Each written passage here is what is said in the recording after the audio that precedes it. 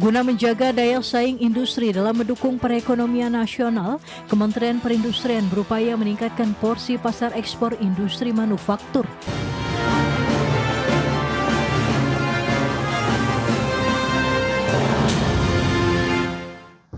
Kementerian Perindustrian menargetkan porsi pasar ekspor industri manufaktur meningkat dari 20% menjadi 30% tanpa mengurangi kebutuhan domestik.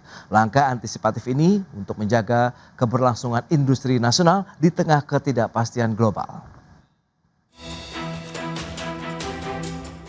Guna menjaga daya saing industri dalam mendukung perekonomian nasional, Kementerian Perindustrian berupaya meningkatkan porsi pasar ekspor industri manufaktur dari 20% menjadi 30% tanpa mengurangi kemampuan memenuhi kebutuhan domestik. Menteri Perindustrian Agus Gumiwang Kartasasmita menjelaskan, saat ini komposisi penjualan produk manufaktur masih didominasi oleh pasar domestik atau sebesar 80%. Sementara 20% sisanya untuk ekspor. Menperin menargetkan perubahan komposisi menjadi 70% untuk pasar domestik dan 30% untuk ekspor. Adapun upaya yang dilakukan dengan penguatan industri berorientasi ekspor untuk meningkatkan ketahanan sektor industri, sekaligus memperluas akses produk Indonesia ke pasar internasional.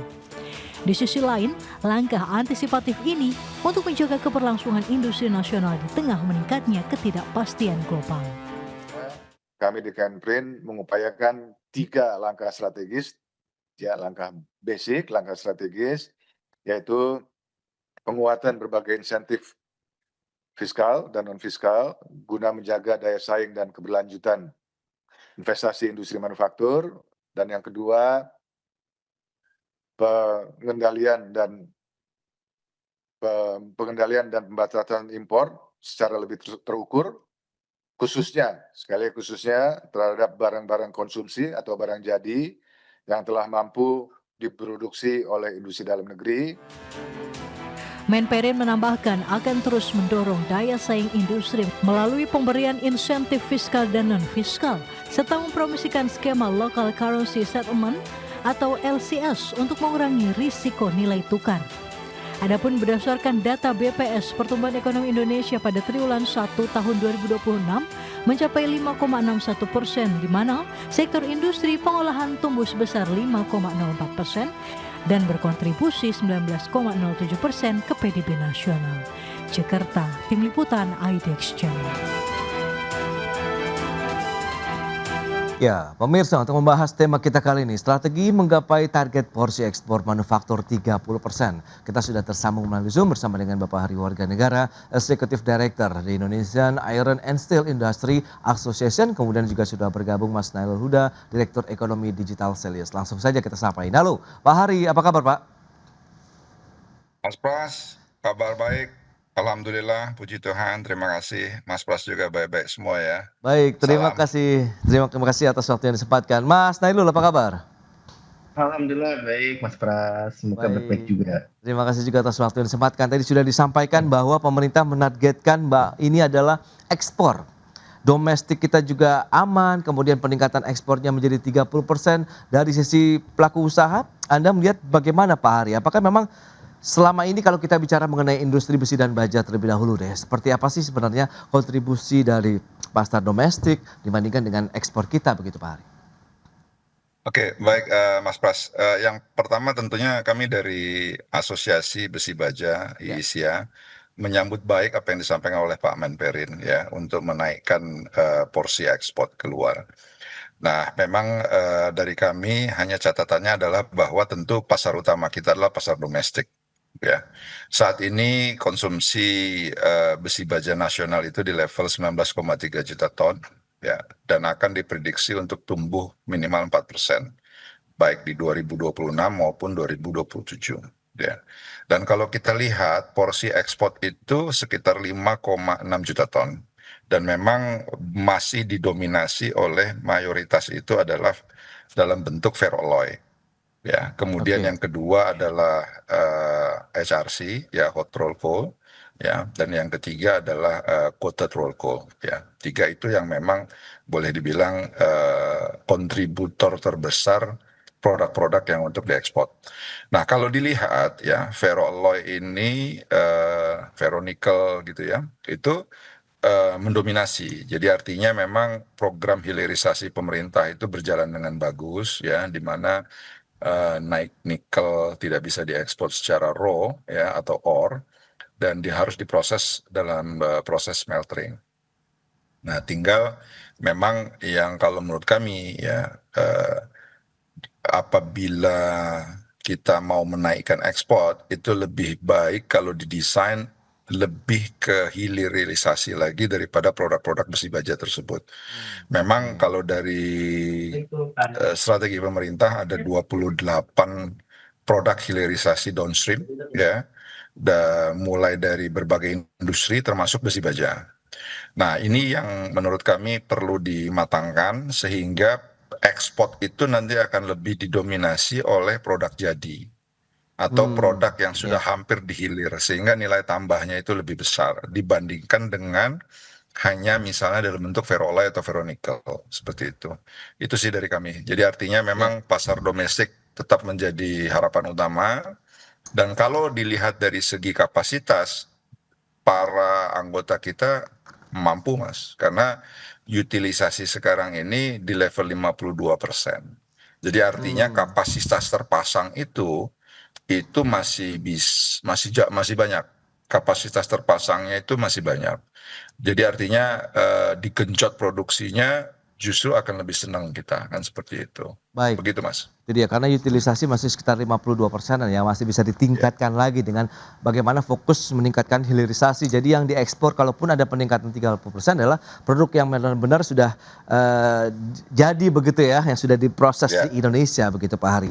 Nah, dari kacamata Selio sendiri melihat bagaimana dengan langkah pemerintah tadi akan ada upaya meningkatkan eksportasi dari produk-produk manufaktur kita sekitar 30% dari sebelumnya 20% ini Mas Nailo. Ya, tentu ini tantangan yang harus dijawab dengan kebijakan yang tepat ya dari pemerintah ya Mas Pras ya.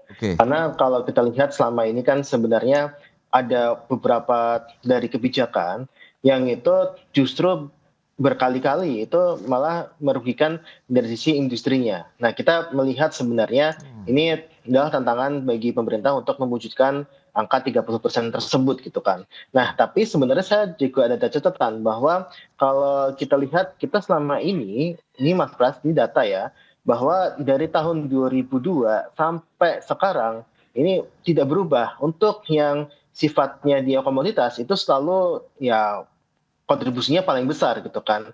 Kemudian kalau kita lihat untuk yang barang-barang manufaktur teknologi tinggi itu justru mengalami pelemahan. Kalau kita lihat di beberapa negara seperti misalkan Vietnam, Malaysia dan sebagainya, itu ekspornya itu sudah berubah. Vietnam dulu memang banyak mengandalkan ekspor mineral, tapi sekarang mereka ekspor paling tinggi itu adalah produk-produk manufaktur high tech. Nah, kita sudah kalah langkah sebenarnya. Kita untuk produk-produk high tech, middle tech ya, itu juga sekitar 8% saja Mas Pras. Ini juga tantangan sebenarnya.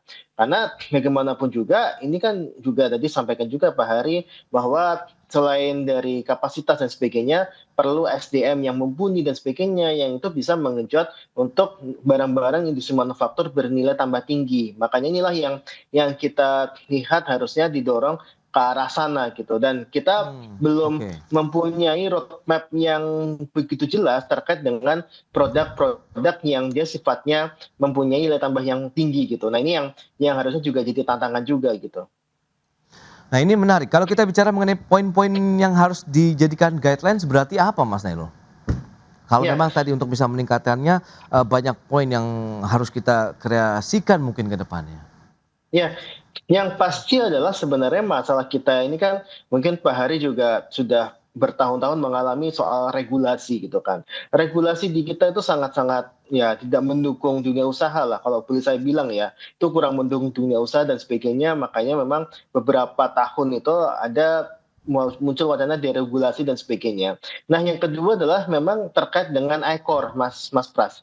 Ekor kita ini cukup tinggi gitu kan. Kemarin saya rapat dengan pemerintah itu menyebutkan itu ada di angka 6,5 sampai 6,7 poin gitu kan. Artinya itu tidak efisien gitu. Nah, kita kalah dengan negara-negara seperti Vietnam, Thailand, maupun Malaysia gitu. Nah, inilah yang menyebabkan nilai dari investasi di Indonesia itu tidak efisien dalam membentuk nilai tambah perekonomian. Makanya kita butuh langkah-langkah yang bisa untuk menurunkan nilai ekor. Nah, salah satunya memang dari sisi teknologi, dari sisi penegakan hukum, itu diperlukan untuk menurunkan nilai ekor kita gitu kan, yang memang jadi salah satu penghalang investor itu masuk ataupun masuk, dan investor yang sudah masuk itu berkembang di Indonesia itu salah satunya adalah dari ekor kita yang tinggi, dan itu menyebabkan inefisiensi dalam ekonomi kita. Baik, tadi juga sempat disampaikan oleh Pak Hari begitu bahwa dengan utilisasi 52% apabila ada peningkatan kapasitas produksi ini masih oke lah ya, masih mumpuni begitu. Tapi apakah tadi Pak Hari yang sudah disampaikan juga Mas Nailul, dari sisi SDM-nya, kesiapan regulasinya ini mendukung tidak sih kalau memang kita ingin meningkatkan atau mengenjot lagi nih dari sisi ekspor produk manufaktur kita sampai dengan 30% Pak Hari? Oke, jadi kalau dari segi kapasitas terpasang dari produsen besi baja dalam negeri siap. Oke. Kemudian dari sumber daya manusianya untuk memproduksi dan lain-lain siap. Tapi memang betul seperti yang disampaikan oleh Mas Nailul tadi bahwa betul kita punya program hilirisasi di besi baja, tapi roadmap-nya belum ada. Oke. Nah, jadi artinya mematangkan atau menyelesaikan roadmap ini penting. Ya, kami ambil contoh misalnya, sekarang ini special steel kita masih import untuk manufacture seperti otomotif, kemudian defense, ya, kemudian lagi kapal-kapal laut yang khusus seperti LNG carrier dan lain-lain gitu. Itu kita belum mampu. Mungkin ini yang perlu di-create ya. Jadi dalam arti kata misalnya defense itu oke lah. Pindad sebagai BUMN pemerintah di bidang defense ditugaskan oleh pemerintah untuk membangun atau membuat senjata-senjata keperluan TNI Polri misalnya. Nah, pada saat mereka melihat bahan baku yang ada di dalam negeri itu tidak tersedia. Tidak ada tersedia misalnya barrel laras ya besi baja pada saat mereka ke Krakatau Steel atau mereka ke swasta lainnya nggak ada. Nah, tentu pada saat ditanya apakah Krakatau Steel bisa mampu membuat, bisa.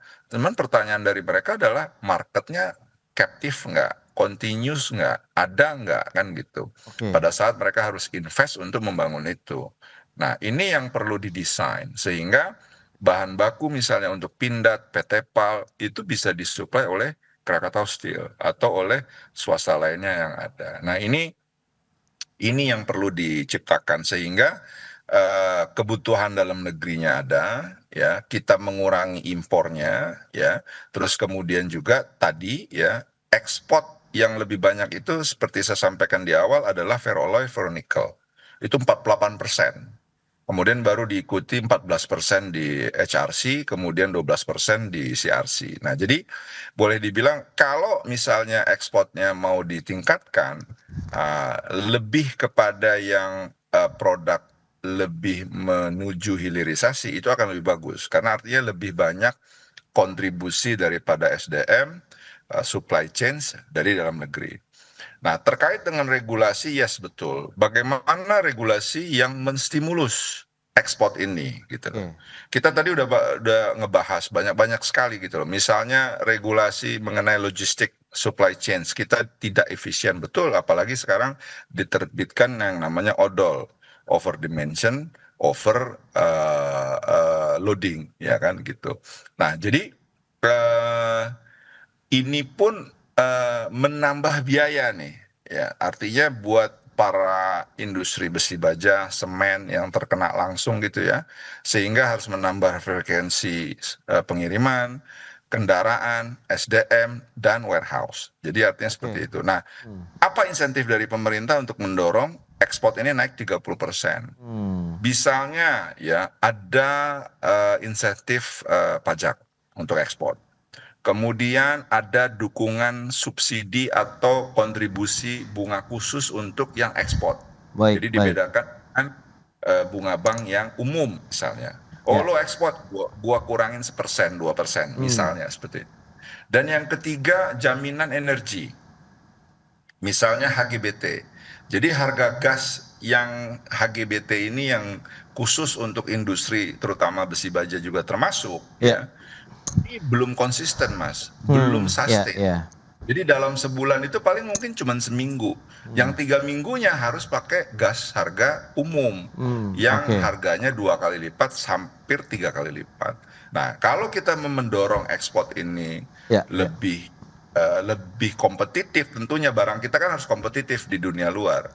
Ya ini yang kita minta dari pemerintah didesain. Ya bolehkah HGBT itu misalnya full lah, jangan misalnya cuma seminggu. Ya kan 10 hari, apalagi kita tahunya itu di belakangan seperti itu. Ya itu dia, berarti memang masih banyak tantangan yang bicara cukup fundamental lah ya kalau kita lihat begitu kaitannya dengan infrastruktur pendukungnya. Pak Hari, nanti kita bahas dukungan dari pemerintah. Gitu ya kita bahas lebih jauh nanti seperti apa sih yang diinginkan, paling tidak ramuan insentif kebijakan apa yang kalau bisa mendorong lah tadi ya kinerjanya sampai dengan 30% di segmen berikutnya. Kita akan jeda dulu sebentar Pak Hari dan juga Mas Nailul ya. Dan pemirsa, kami akan segera kembali usai pariwara berikut ini. Ya terima kasih Anda masih bergabung bersama kami dan kita akan lanjutkan kembali perbincangan bersama dengan Bapak Hari Warga Negara dan juga Mas Nailul Huda. Nah bicara mengenai beberapa tantangan yang sudah disampaikan Pak Hari ini, Mas Nailul, lantas Anda melihat bagaimana? Ini kan berarti cukup mendasar kalau kita bicara mengenai kebutuhan pasokan energi, kemudian bagaimana insentif yang diharapkan benar-benar bisa konsisten, kemudian bagaimana juga pangsa pasarnya juga ada di dalam negeri kalau kita memang ingin melakukan hilirisasi, kemudian produk-produknya juga bisa dipasarkan di dalam negeri juga nih Mas Nailul. Ya, tentu kalau kita lihat Mas Pras sebenarnya tadi sampaikan Pak Hari ya bahwa memang ada masalah yang sangat mendasar ketika kita bicara terkait dengan bagaimana untuk meningkatkan ekspor manufaktur kita. Nah, tadi kalau Pak Hari sampaikan 50% dan kalau secara total ya survei BI itu sebenarnya untuk yang kapasitas ya, utilitas produksi itu ada di angka 70. Nah, kalau yang iron and steel itu 50 dan itu sangat kalau ini juga membuat itu lebih rendah lagi. Artinya apa? Memang artinya di sini ketika pemerintah ingin mendorong ekspor itu 30% ataupun peningkatan produksi dan sebagainya, tapi dia didukung dengan berbagai kebijakan yang sifatnya dapat mendorong produksi dalam negeri. Nah, inilah yang memang menjadi masalah ketika kita sampaikan terkait dengan SDM saja Mas Pras.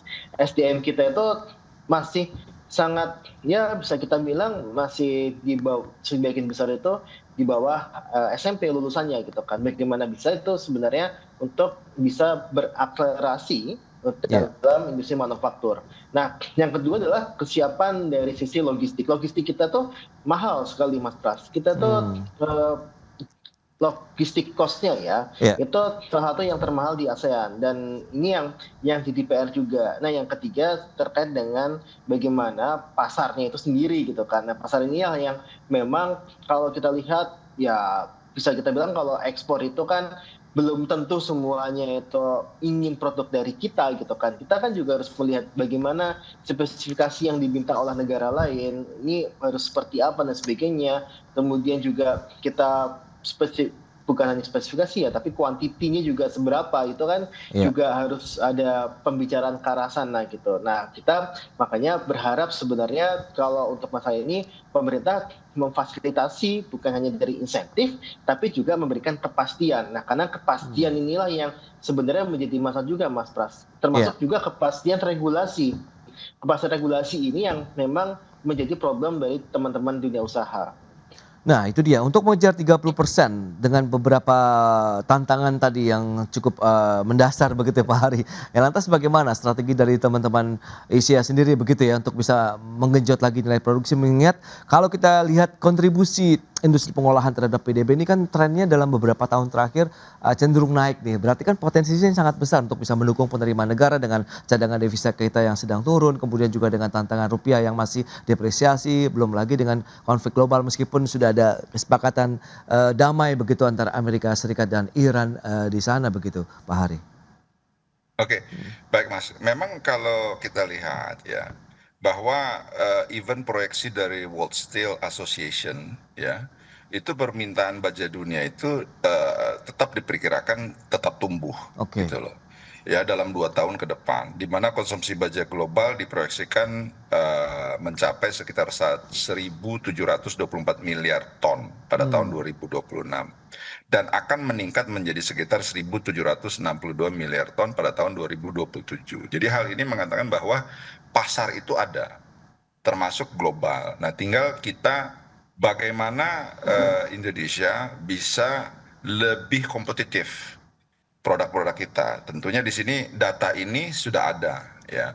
Dan kemudian anggota-anggota kita pun saat ini juga banyak melakukan ekspor. Mau dalam bentuk produk setengah jadi maupun produk jadi. Ya. Jadi tinggal, dan ini tanpa sentuhan, boleh saya bilang Mas Pras. Jadi artinya tanpa sentuhan insentif nih. Jadi apa adanya nih. Nah, kalau pemerintah mau menaikkan 30%, terus kemudian pemerintah melakukan sentuhan-sentuhan ya untuk menstimulus pasar ekspor kita, tentu ini akan terwujud gitu loh. Seperti yang tadi saya sampaikan ya kan, artinya diplomasi pemerintah membuka pasar-pasar baru, yes. Kita pun sekarang juga anggota kita semua cari jalan gitu loh. Walaupun misalnya pasar Eropa menerapkan CBAM ya kan, cross border mechanism adjustment ya, industri hijau ya kan, kemudian green steel istilahnya lah ya, footprintnya dan lain-lainnya, itu kita masuk ke sana. Beberapa anggota kita tetap ekspor ke Eropa seperti itu. Nah, walaupun pasar dalam negeri, kalau kita bicara industri hijau, pasarnya belum ada.